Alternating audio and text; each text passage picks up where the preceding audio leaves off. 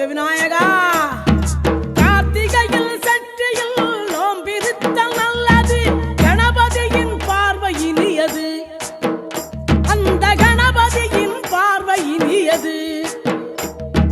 பிள்ளையாறு பட்டிக்கு